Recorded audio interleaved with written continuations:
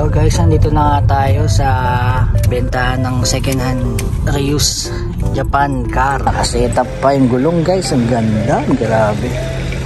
Loob kaya, bukas kaya? Ay bukas guys oh. Ito mababa yung tinakbo guys, kaya medyo mahal.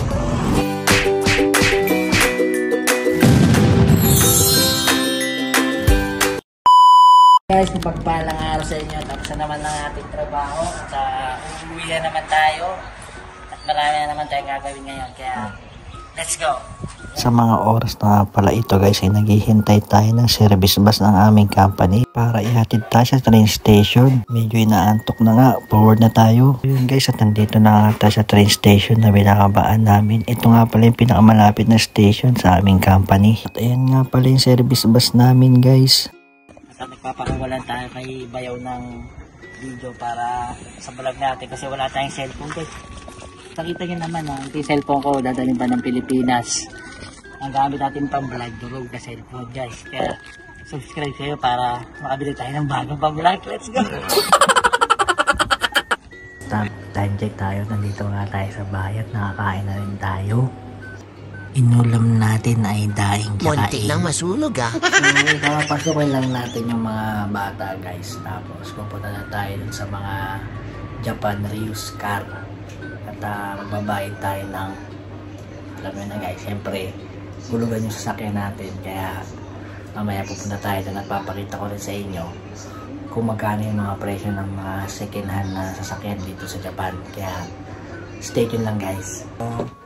Nag-7:30 na ng umaga guys. Ay! Natin po muna si Ate Atira sa school. At mamaya si Bunsong Aire ay papasok na rin mga 8:30. May dadarating yung bus. Dahil nakita nyo naman siguro dun sa mga sa nakaraan kong video na dito susunduin si Bunsong Aire mamaya. Diyan, darating yung bus guys. At sa ngayon, punta muna tayo dun sa pinagparadahan ng sasakyan natin at hatid natin si Ate Akira pati mga pinsan niya. Medyo makulimlim nga ngayon at medyo malamig pero naka t-shirt lang tayo guys.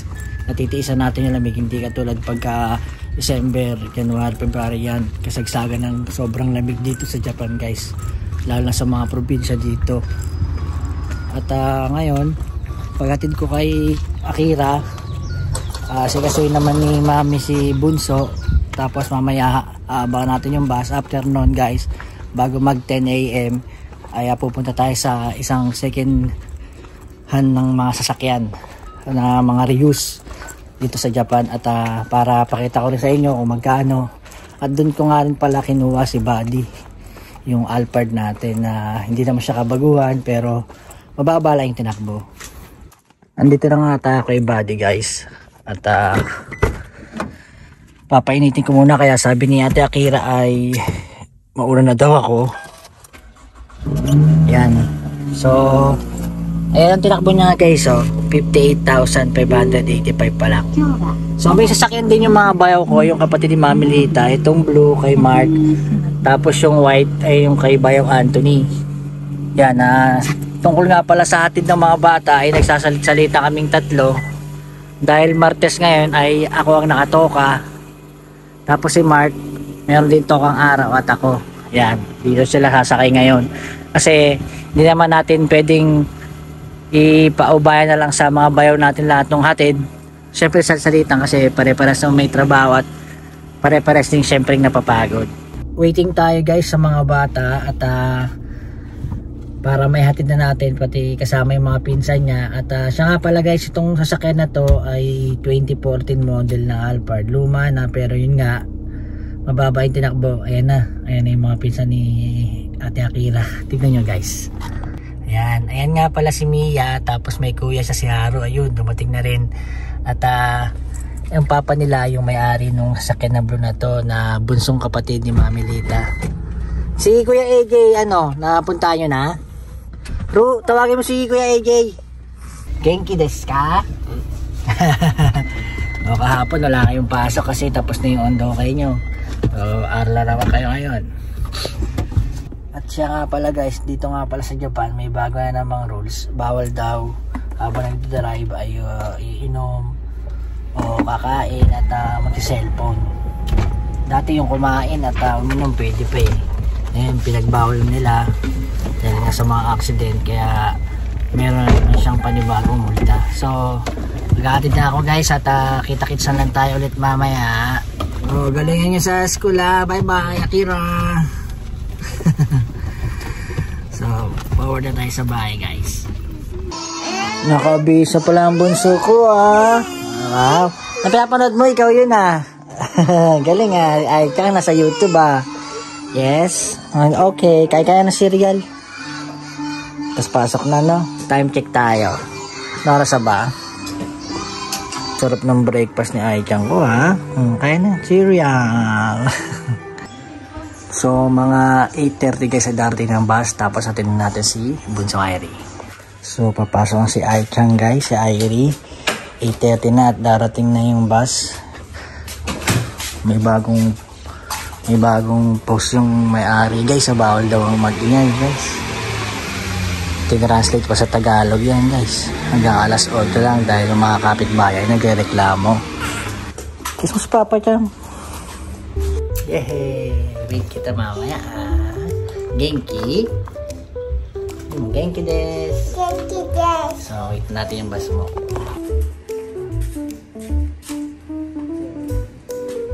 Malikot dun ah. Tatakbo ha.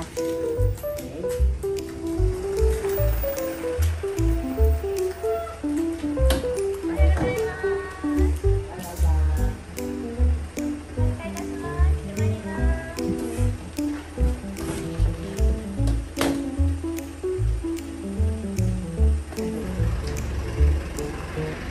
A few hours later. Nagbabalik tayo. Nakaidlip yata tayo ng 30 minutes. Dala ng antok guys. Kailangan mabayaran na natin yung sasakyan yan. Kaya pupunta tayo. So ito nga pala yung oras guys. 9:49 na. So forward na lang tayo doon guys. Para mapakita ko rin sa inyo yung pinagawa na ko ng sasakyan. Nasa biyahe tayo guys. Siguro 15 minutes ay nandun na tayo. So medyo naka 10 minutes na tayo. At siya nga pala guys, dito sa kalyeng ito, kung tawagin ito ay dito sa Japan ay Road 16. Dito sa Chibaken Nodashi ay itong kahabaan ng Road 16 na to ay maraming car dealer dito o mga nagbebenta ng mga second hand na sasakyan. So guys, nandito na nga tayo sa bentahan ng second hand reuse Japan car. Yan, ano to, may nakaparking, hindi tayo makapasok ha. So ang daming bagong sasakyan ngayon guys. At dito na ang listahan natin. Bayad, payment. So mamaya papakita ko sa inyo yung mga sasakyan dito guys. Katulad niya no, ang daming bagong binibenta ngayon dito guys, mga Japan reuse car. Meron Alphard guys oh. Ang model nito guys, mga 2015 pataas to sigurado ako. Ganitong klaseng model. Ang ganda guys, grabe. Wala pa siyang price. So kapag may ganitong kulay red na, ibig sabihin ay may nakabili na. So meron pang isang Alphard dito. Wala pa rin siyang presyo. Tingin tayo sa iba guys, baka meron pa. Sa loob wala na eh. Ganda oh. Meron ding mga Nissan Serena. Ganda ng sasakyan ha. Ayun guys, Honda Civic 300 lapad guys. So mamaya guys, yung presyo nga pala nito ilalagay na lang nasa peso, ilalagay ko na lang dyan sa screen. Titingnan natin kung magkano yung mga presyo na sasakyan nito. Lapad to peso, yen to peso. So meron na namang bell fire dito, dalawang bell fire, mga nakasetup pa yung gulong guys. Ang ganda, grabe. Loob kaya, bukas kaya, ay bukas guys oh. Yun, ang ganda ng loob guys oh. Oh, angas guys, naka leather seat. Ba? Saan kaya tinakbo na ito? May ilaw pa yung loob guys, oh. So meron ding mga sedan at meron ding mga wagon na maliliit. Ayan, katulad ito, medyo bago-bago, 180 kalapad. Yan, at may 39 kalapad guys. Yan, tapat lang siya ng sports depot dito sa Road 16. Yan. Puro Alphard Bale pa rin ngayon ang nandito guys. At meron tayong kaibigan na hinahanapan din ng magandang sasakyan. Ito maganda sana, kaso may mga tama yung gilid guys, oh. Pero parang type ko yung isang puti doon na Alphard. Parang gusto kong i-presenta natin sa kaibigan. So pasok muna tayo sa loob ng office para magbayad.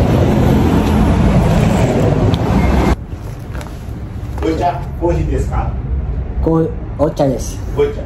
Sumitai desu. Hai. Onegaishimasu. So, payment pa. Ay, arigatou gozaimasu.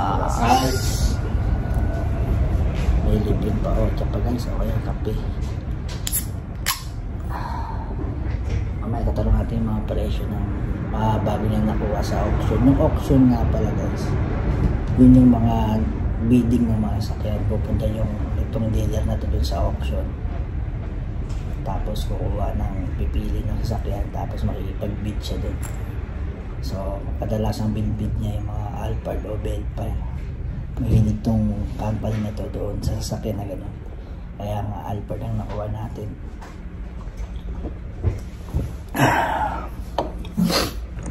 Simple lang yung office niya guys, no? Time check tayo, 10:20 AM na. So ikot pa tayo ng konti mamaya dun sa labas. So yun guys, ayan nga pala yung pangalan ng company at yung telephone number. Yung mga kababayan kong nakatira dito sa Japan na malapit dito, kung gusto nyo ng sasakyan, yan, pwede rin kayong kumuha dito.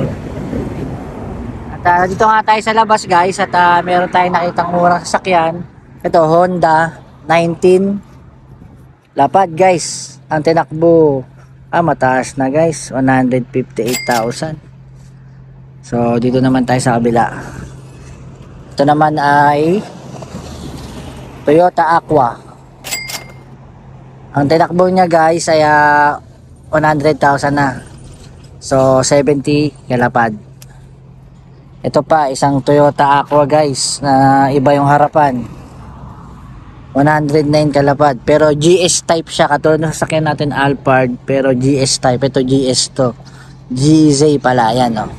So Aqua. Ito mababa yung tinakbo guys, kaya medyo mahal. Ayun, 57,000 guys. Kaya medyo may kamahalan pa siya. Ito guys, what is this? Prius 79 kalapad guys, may Bluetooth na daw. At ang tinakbo nga lang guys ay 131,000. Medyo may kamahalan na rin to.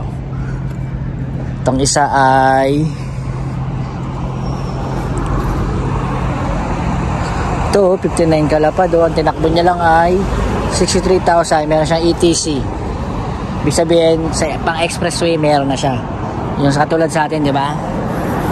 Ito ay walang presyo. Box ito guys. Itong dalawa. Ito rin to, Boxy GS din to. So ito nga pala guys, walang presyo. Pero natanong ko na to, ang tinakbo nito ay 53,000. Ang presyo nito ay 110 kalapad. O sa Philippine money ay translate na lang natin mamaya. Ilalagay ko lang sa screen yung mga presyo. Tabi na sasakyan natin guys kanina. Ang ganda na ako dito, naka-set up GS na Prius. Kaso may-ari na guys. Yan, na-reserve na. Marami dun sa loob guys, mayroon pa rin dito sa loob. You know, ito Delica Mitsubishi 179 lapad guys. Wala yung yung tinakbo niya, hindi siya nakalagay. Meron pa isang Boxy dito na GS din, no.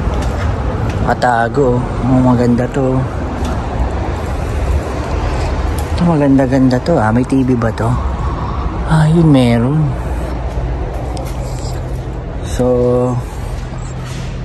ito Boxy sa Umiya nang galing. Dito nga pala sa Japan guys, kapag kukuha kayo ng hulugan na sasakyan, ay kung ang visa nyo ay 3 years to 5 years lang, kailangan nyo pa palang mag-guarantor ng mga ijuken. Kung tawagin dito ay permanent visa, kailangan kayo magpag-guarantor sa kanila.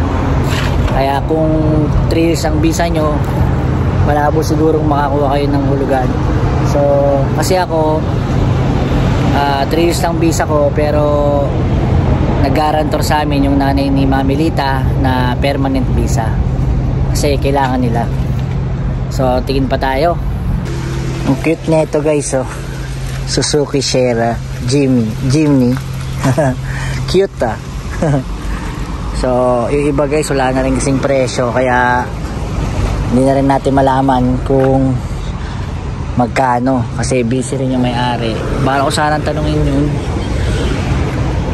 yung boxy na isa na puti para dun sa kaibigan natin. Ito step wagon guys. Sila na kaya tinakbo na ito? Naka-start eh. Wala pa siyang plaka, pero naka-lowered siya guys, oh. May-ari na ba nito? Ang tinakbo niya ay yan ba tinakbo nito? Pero ang ganda ng TV, oh. Jumang na guys, 100,000 ang tinakbo, pero ang ganda ng TV guys, oh. Black step wagon. Sirene. So located nga pala ito sa Noda Bansho Chiba, sa tapat ng Sports Depot guys. Yan sa kahabaan ng Road 16. Sa dami ng magaganda sasakyan ngayon dito, mas pogi pa rin si Buddy, di ba guys? No? Kitang-kita nyo naman. Guys, Nissan Skyline, no? 3.50 GT. B6 yung makina nito guys, o B8. Nakapag-drive na ako nito dahil yung pamangkin ko, yung pamangkin ni Mami Lita ay mayroong ganito, Nissan Skyline, at na-post ko yun sa Facebook page, yung na-drive kong Nissan Skyline. Napakatulin guys, nakakatakot. So na-explain ko na sa inyo yung paano kumuha ng sasakyan, at naibahagi ko yung konting presyo ng mga Japan reused car. So uuwi na tayo. Ito pa pala guys, oh. Merong Toyota Crown. Yan, 100 kalapad ang tinakbo, 179,000 guys. Medyo luma-luma na to, pero parang vintage, parang lumang Crown na siya, Toyota Crown. Ito medyo bagong Crown, pero mataas na rin yung tinakbo guys. 160,000 kilometer na yung tinakbo, 99 kalapad. At ito naman isa ay 119 lapad guys, 169 tinakbo, 100,000 mahigit, no? So medyo mahal, masakit sa bulsa yan guys. So yun lang muna sa ngayon guys, at mamaya magsusundo pa tayo ng 2:30 PM at may pasok pa tayo mamaya. So kailangan natin umuwi dahil mag-11 AM na, at nawawala na naman yung antok natin, ano, kasama tayo makakatulog nito. So forward na tayo sa bahay guys. So yun guys, at nakapark na tayo dito sa parking lot, at pauwi na tayo, at maraming salamat nga pala sa nanood. Siya nga pala guys, yung kanina, yung may-ari pala nun ay ibang lahi, Sri Lanka. At ito nga pala yung isa guys, na kanina yung cellphone na naka-envelope, cellphone ko talaga yon, yung sa unang part ng video na to. Sira kasi yon, ayun talaga yung pinambablog ko. So ipapadala ko yun sa kasama kong uuwi ng Pilipinas para mapagawa doon. Kasi dito guys, yung LCD ay napakamahal, para ka nang bumili ng bagong cellphone. So doon ko na lang pinadala, para pagbalik niya, 10 days lang siya, ay gawa na, tapos babayaran ko na lang siya. So alas 11 pasado ng umaga, mamayang 2:30 ay mag-aantay pa tayo kay Bunso, at tapos mamayang gabi papasok na naman tayo. Kaya hanggang dito na lang siguro muna yung vlog natin, at magkita-kita na lang tayo sa mga susunod pang vlog at sa mga pasyal namin. Kapag may extrang pera tayo, ipapasyal ko kayo sa Japan. Kaya See you next vlog guys. Maraming salamat. Jane, arigato!